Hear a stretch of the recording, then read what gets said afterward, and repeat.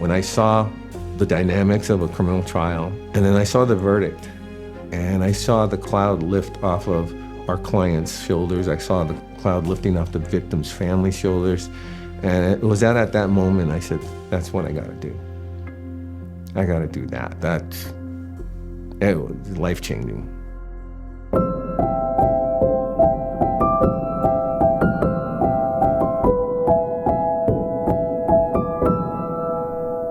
So after graduating from law school, passing the bar exam, tell us, what was the first job that you had as a newly minted lawyer?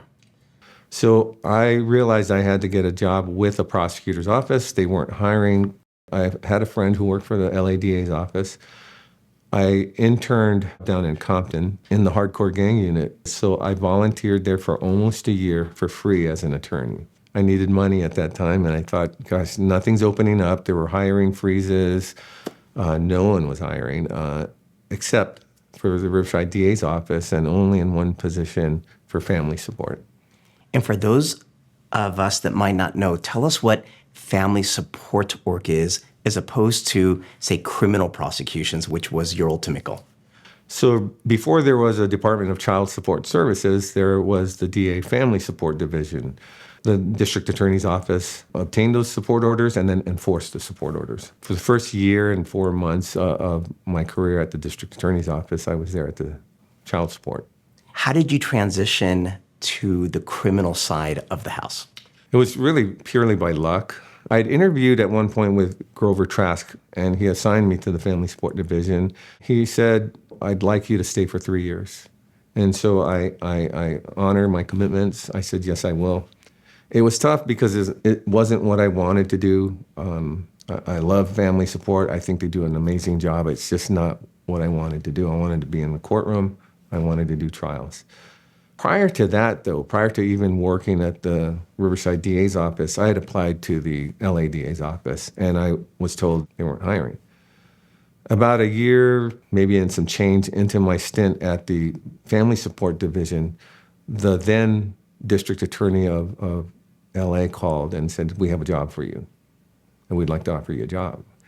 And I was living in LA at the time. So you're commuting to Riverside? I'm commuting to Riverside. And I thought about it, what I'd been taught as a child and as a teenager growing up in my family and the values they instilled in me. They said, you honor your commitments.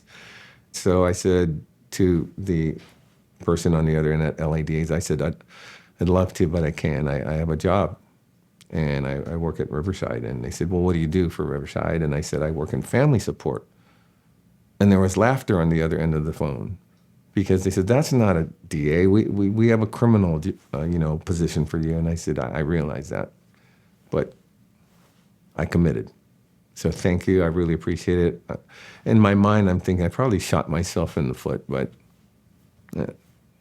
at some point in time, you have to submit your resume to the county to get your next promotion. Mm-hmm. So I did. And as luck would have it, they were interviewing for one spot here in the criminal division. They had an opening. But the strange thing was the phone call that I got and said, hey, your interview for the criminal division is on this date and time. I said, I didn't apply for that. They said, yeah, but well, you're on a panel, so why don't you go in and interview? So I did. And instead of hiring the person they intended to hire, they hired me. And that was in 1999. I think it was May 1999. So correct me if I'm wrong, the kind of entryway into major crimes for you was working in the gang unit. Is that right? Yeah, the entryway was into gangs because of my, I guess, my foundation from Los Angeles. And I loved it because I don't like bullies. I don't like people preying on innocent people or the weak or those in our society who are vulnerable like that. And so I would have ended my career doing that, and I would have been happy. From there, you move on to what unit? From there, I got drafted into homicides. I didn't want to leave gangs. I really loved the area of gangs. And Bill Mitchell, one of my mentors, I got to tell you, he changed my mind. Because when I discovered capital litigation, it was just a whole new level of prosecution and a whole new level of being a trial lawyer. The stakes were high. The prosecution was complex at times, and and it was meaningful. And you dealt with some of the most heinous crimes that I had ever seen. That's what really turned my desire to be a gang prosecutor into one of being a capital prosecutor.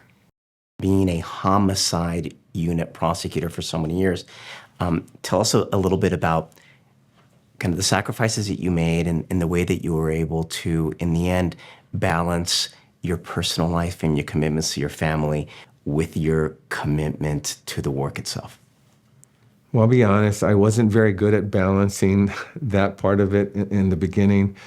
For me, it was easy to do my job and to come here and work all the hours. And I realized that oftentimes I wasn't present at home. And so I had to work on that. And I had to work on making sure that as hard as I could, to be there, to be present, and to become a better listener.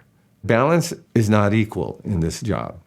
There are times when you're just going to be running and gunning and being a prosecutor and prosecuting these cases, and it's nonstop for months. And then you get a break. And it's then during those break times that you say, I am going to be present here with my family and my friends, and I'm not going to talk about work. For the last decade, you've been serving as the chief assistant here at the DA's office, meaning that you're running court operations. You're the second in command for the Riverside County District Attorney's Office. Tell us how that has felt for you to be entrusted with that responsibility of helping to run the office that you dedicated your career to. I mean, as you know, when Mike won the election, I was elevated to the chief ADA role. I have to be honest, I was ill-prepared to do that. I had not gone through, which I feel is the proper succession to become a supervisor, then to become a chief, and then an ADA, and then, you know, if you're lucky enough to be a chief ADA, great. And so then it became, I need to learn this, and I need to learn this fast. And it was not just a matter of administrative learning or learning the sort of nuts and bolts of running an office. It was leadership principles that I'd never thought about. And the thing I learned is that we have some of the greatest employees not only in the entire county, I would venture to say across the entire United States. They are so good at their job and they are so smart. I realized that all I had to do was, once we had the vision in place, was to really turn it over to everyone else and say, look, you'll be surprised at the innovation and just the amazing work that they can do if you just let them. And that's the biggest lesson I learned as the chief ADA, you know. I know we've spoken a lot over the years, and you talk often about somebody who was very impactful in your life when you were in Hawaii, and that was your grandmother. Tell me a little bit about what role she played in your life. Well, my grandmother raised me for the first 3 years of my life while my parents were attending school. And so we bonded. I left with the sense of feeling that I was her favorite grandchild. You know, flash forward to, I'm in the military and I get word that my grandmother's in hospice at my Uncle Eddie's house, and she's going to pass soon. So I'm in Japan at the time, and I hop on a flight, and you catch a military flight back. And I was still in uniform, and I got to my Uncle Eddie's house. I don't think anyone told my grandma that I was coming. She was still laying in her bed. She was, God, had to be about 98, somewhere around there, legally blind at that point in time. As soon as I walk in, without anybody saying anything, my grandmother raises up and she says, John Henry, because my first and middle name, John Henry, is that you? And everyone was shocked. I was shocked, and we're looking, and I walked through the sea of my cousins, you know, that they made, and I sat on her bed, and we talked for a minute. She's very feeble, and her voice was very, very soft-spoken, and she asked me to lean in, and I leaned in, and she said, I want you to be kind and courageous. And yeah. And I'll say this to any generation of prosecutors that have gone before me or that are about to come and work in our office or other prosecutors' offices. You know, when you're there to help the community or the individual victims or the people impacted by the criminal justice system, There's no greater feeling in the world. That idea of saving a life, I thought about that the other day. And I thought about an individual that I had put in prison. How many more people were saved because this individual is not out on the streets now? You're saving lives. And I got my fulfillment from that, out of being able to do that. It doesn't start off in your career that way, but somehow it ended that way for me, and it was just amazing.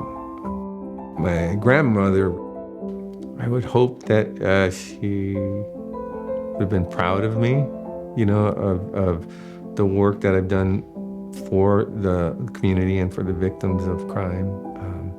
I just hope that I did two things that I was taught as a young boy. You never do anything to ruin the reputation of yourself or your family. And so I've tried to live by that, principle and value.